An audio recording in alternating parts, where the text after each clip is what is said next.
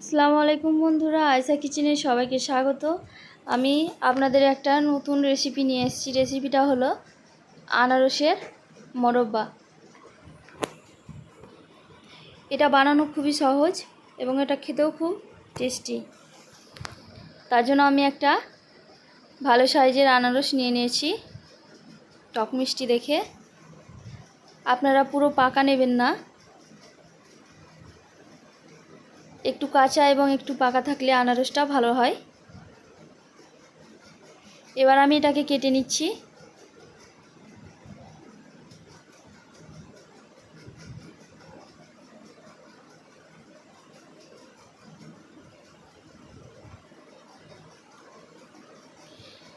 এই দু সাইড আমি কেটে নেব।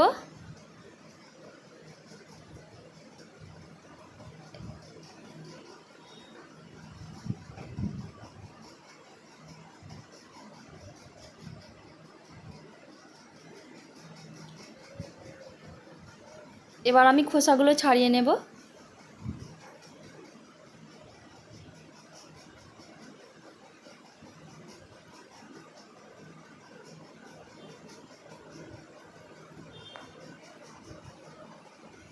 আপনারা এটাকে ভালোভাবে খোসাগুলো ছাড়িয়ে পরিষ্কার করে নেবেন।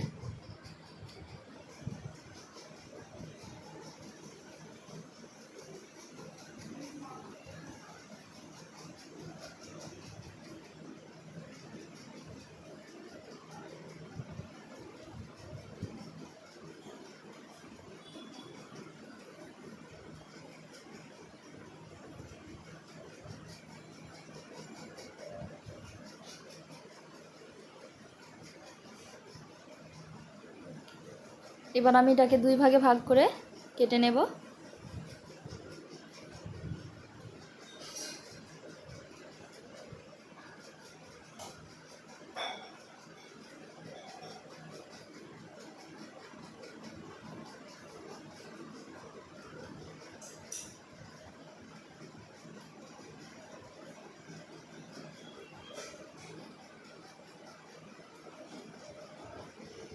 এবার আমি লম্বা লম্বা করে কেটে এগুলোকে মধ্যখান থেকে শিরদাঁড়াটা বার করে নেব।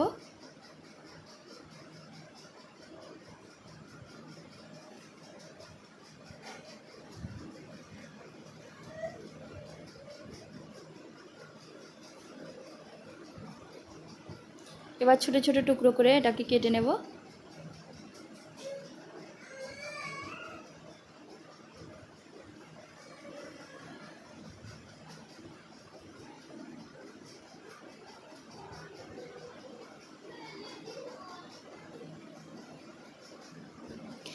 এটা ছোট ছোট টুকরো করে কাটলে শিরাটা ভালোভাবে ঢুকতে সাহায্য করে এবং এটা ভালোভাবে শিরাটা ভেতরে ঢুকে যায় এবং এটা রান্না করতে খুবই সহজ হয়। আমি এরকমভাবে কেটে নিয়েছি, আপনারা এভাবে সবগুলো কেটে নেবেন। এবার এটাকে আমি রান্না করে নেব।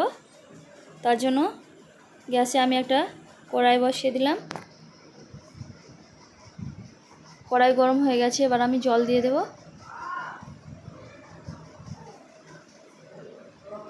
আমি কিছুটা পরিমাণ মতো জল দিয়ে নিয়েছি। আমি 1.5 কাপ মতো জল দিয়ে নিয়েছি বড় কাপে। এবার এখানে আমি 3টে এলাচ দিয়ে দেব।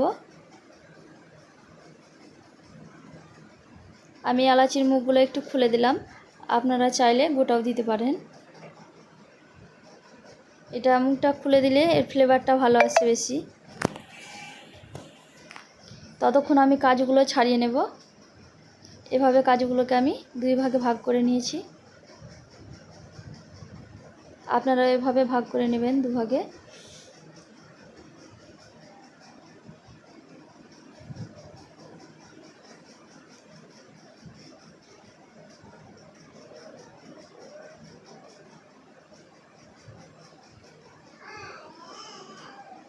আপনারা চাইলে এটাকে ছোট ছোট করে কেটে নিতে পারেন। জলটা গরম হয়ে গেছে, আমি ঢাকনাটা তুলে এবার আমি আনারসগুলো জলের মধ্যে দিয়ে দেব।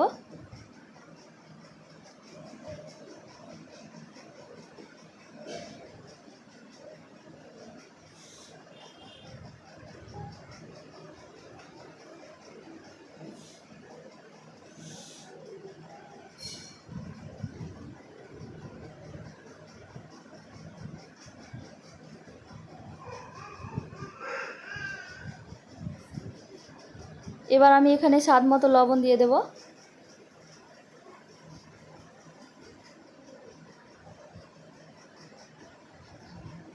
এবার আমি একটু লঙ্কার গুঁড়ো দিয়ে দেব।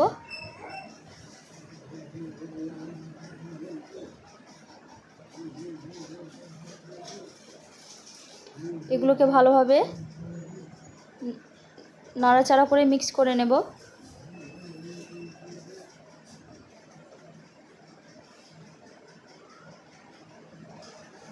এবার এটাকে ঢাকনা দিয়ে কিছুক্ষণ রান্না করব, 5 মিনিট মতো।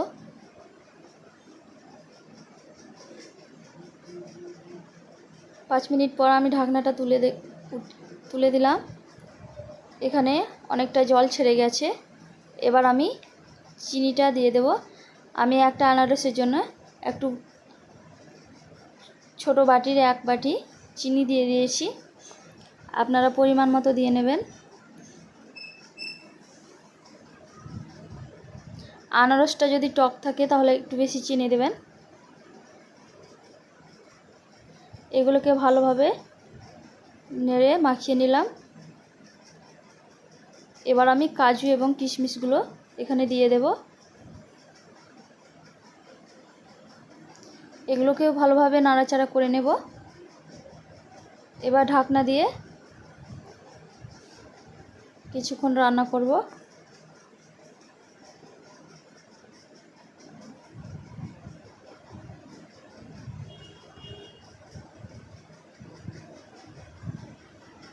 কিছুক্ষণ পর আবার ঢাকনাটা তুলে আমি একবার নাড়িয়ে দেব।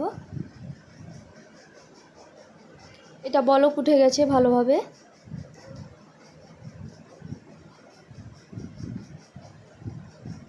এটাকে ভালোভাবে নাড়াচাড়া করে নিলাম।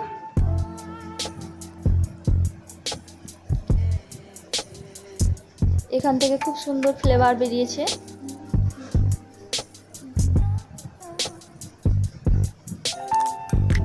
আবারও আমি ঢাকনা দিয়ে কিছুক্ষণের জন্য রান্না করে নেব।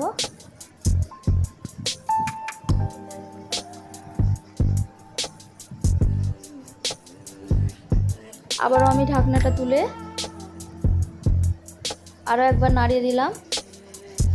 দেখুন আনারসগুলো আমার গোটা গোটায় আছে, একটাও গলে যায়নি। আপনারা আমি যেভাবে চিনি দিয়ে ঠিক সময় মতো করলাম এইভাবেই দিবেন, তাহলে আনারসগুলো গোটা গোটা থাকবে। না হলে অনেক পরে চিনি দিলে এটা অনেকটাই গলে যায়। আমি আবারও ঢাকনা দিয়ে রান্না করে নেব।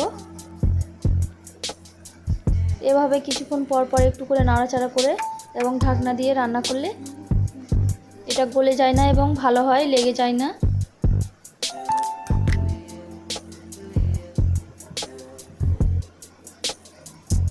এবার আমি ঢাকনাটা তুলে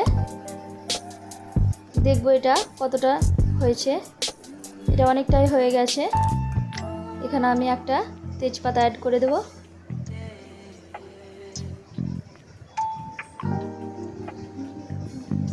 আবারও আমি ঢাকনা দিয়ে কিছুক্ষণ রান্না করে নেব যেন এর জলটা অনেকটা শুকিয়ে যায়। জলটা অনেকটাই শুকিয়ে গেছে, আরও কিছুটা জল আছে। আমি আবারও নাড়াচাড়া করে নেব। এই পর্যায়ে আপনারা ভালোভাবে নাড়াচাড়া করে নেবেন, না হলে এটা লেগে যেতে পারে।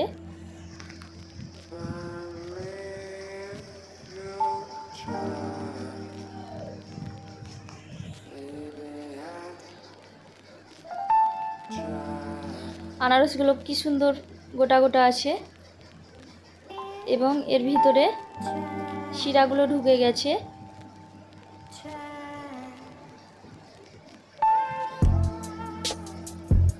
খুব সুন্দর একটা কালার এসছে।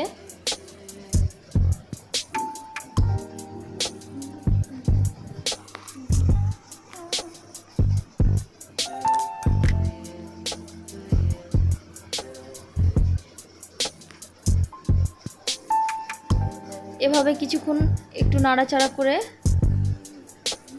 আনারসটা রান্না করে নেবেন।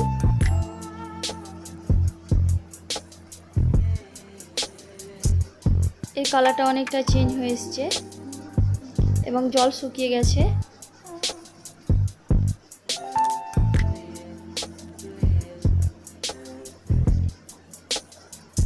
এই সময় এটাকে ভালোভাবে নাড়াচাড়া করে এটাকে আমি হয়ে গেছে, এটা এবার আমি নামিয়ে নেব।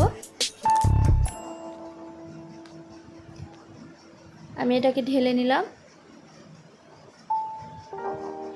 দেখুন বন্ধুরা, খুব সুন্দর হয়েছে এটা এবং এটা খেতেও খুব সুন্দর। আপনারা এটা বাড়িতে বানিয়ে খাবেন এবং আমাকে কমেন্ট করে জানাবেন। আমার ভিডিওগুলো ভালো লাগলে সাবস্ক্রাইব করবেন, লাইক করবেন।